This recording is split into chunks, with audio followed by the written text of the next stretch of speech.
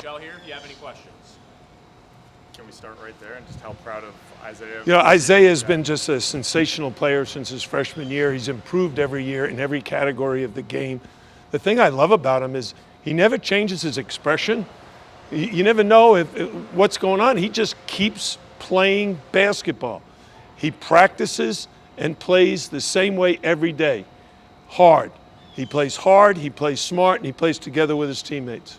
We saw Norchad obviously practicing inside. Any updates on his status? Well, I don't know if you would call stretching and shooting threes practicing. If we were going to have a shooting contest, he probably could do that on Friday. Or a stretching contest, he'd probably be pretty good at that.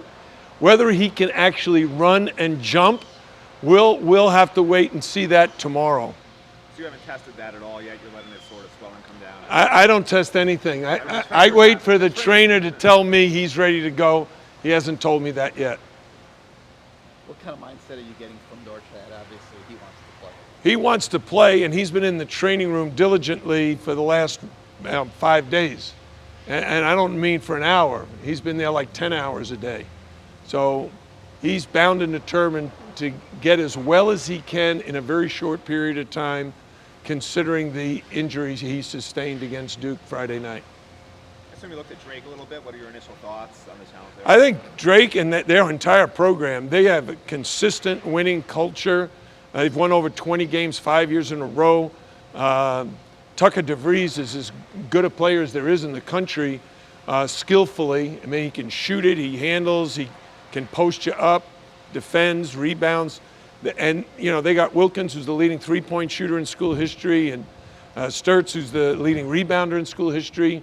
They got Brody, who's a tremendous big guy, 6'10", 275.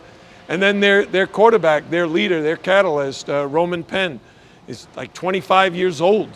And he's been through the wars. He knows exactly what it takes to win. So I think this is a heck of a matchup for us. And, you know, saw the video that the players should be put out, you know, the "Don't Pick Us" video and everything. Yeah. So how much have you guys embraced kind of being the underdog the last 2 seasons, really? Yeah, I think, you know, playing the underdog role is fine with me. But, you know, the bottom line is it doesn't matter who you play or where you play. What does matter is how you play. You've got to execute your game plan better than the opponent executes its game plan. If you do that, you're in good shape. Coach, in the past, you've invoked Muhammad Ali. You've taken charges in the locker room. Do you have anything planning for this trip? I'm not there yet. You know, we'll see. Normally, those things are very spontaneous. I think about it just before, you know, I want to know the feeling the players have going into the game. And then if there's a very specific message, you know, rebounding. One of the games recently against Pitt, I brought a ball in and threw it up against the grease board and rebounded it and said that's going to be the whole key to the game. And it must have been a good message because we out-rebounded Pitt by like 18. Jim, the message today was have fun. Yes, exactly. I think that, you know, this is a once-in-a-lifetime experience. Even if you get to go to the tournament, you have different players and different experiences, different matchups. So you really want to enjoy this. You're only young once. You all know that, right? So enjoy it. It's a lot more fun though when you win. Yeah, the most fun is when you win. How confident, Coach, do you feel that the team will make the adjustments should Norchad not be able to play 100%? And what are some of the players that would need to step up if Norchad is not able to go? Well, if Norchad doesn't play like he did against Duke, the players know that they have to fill in. The most important aspect of it is rebounding. Norchad's one of the premier rebounders in the country, so we got to gang rebound. We got to have more guys step up. Anthony Walker, AJ Casey, our guards have to rebound more. Jordan Miller. They all know that Norchad normally takes care of the defensive backboards. We've got to do a better job there. So how have you seen AJ Casey kind of develop through the season? I remember at the beginning of the year, you were kind of like, we don't know how much the freshmen are going to play, and now we could be playing, you know, crucial minutes and postseason. Yeah, I think AJ Casey has made significant progress, especially at the defensive end of the floor. I think his defense has really progressed to the point where I think he can be a stopper in the future. Maybe not this year as a freshman, but he's worked really hard at that aspect of the game. We will spend all spring, summer, and fall getting him to be a more complete offensive player. He's confident. He has certain skills. He can shoot the three. He can drive the ball to the basket. But it has to be a little bit more consistent, consistently good at a high level.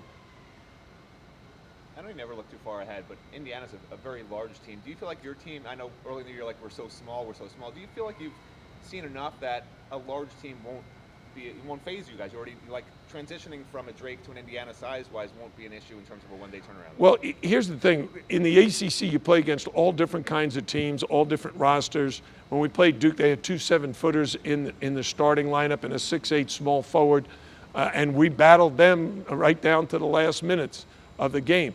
But you also, in the non-conference, oftentimes you play against smaller, quicker teams, and you got to match up and do your best job defensively of guarding them. In Drake's case, they're an outstanding three-point shooting team, so our three-point shooting defense and our rebound is going to be critical. Threes rebound long, so oftentimes if someone misses a three, the ball bounces out, and then it gives the offensive team a chance to track down rebounds and get second shots. We can't afford to give Drake any second shots. Anything else for Coach Al? Anthony Walker, if you could just talk about his play in that last game against Duke, how he stepped in for Norchad, and just how much you will potentially need him in this tournament. Yeah, Anthony Walker is a critical player for us. He's 6'8" or 9". He's long, he's athletic. He has experience. You know, he's in his 4th year. He's a senior. He has scored over 500 career points, and he can step up and have a big impact on our success in the tournament. Coach, how do you think Jordan will approach the matchup potentially with Tucker? I mean, it seemed very similar. I think Jordan Miller just plays the game. He's a confident young man. He's a humble young man. And if you've talked to him, you know he's an articulate young man. So he's smart about life. He's smart about basketball. He's smart in the classroom. And I think he'll just take his typical high basketball IQ into the competition.